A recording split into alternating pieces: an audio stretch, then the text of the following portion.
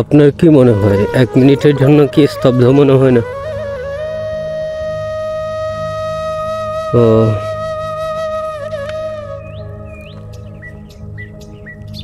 দেখতে অসাধারণ। ওখানে যেগুলো দেখা যাচ্ছে অনেক বক, সেখানে আরো অহরহ প্রায় এখানে 400-500-র মতো বক পাওয়া যাবে। ভিন্ন ভিন্ন স্থানে অবস্থান করছে, ওই দিকে দিকে সবখানে।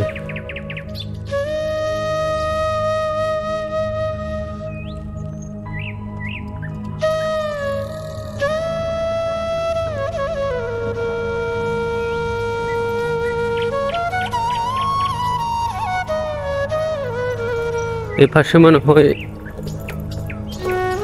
আলুর ক্ষেত করেছে, আমার তো তেমন ধারণা নেই এবং দূর থেকে তা বোঝাই যাচ্ছে না তেমন।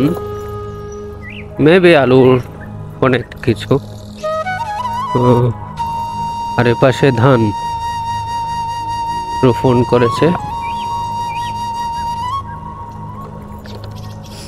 2-3 মাস পরে এগুলো বড় হবে আর কেটে ঘরে তুলবে। যখন বসন্তকাল আসবে তখন বসন্তের তালে তালে মাথা দোলাবে ধানের চারাগুলা।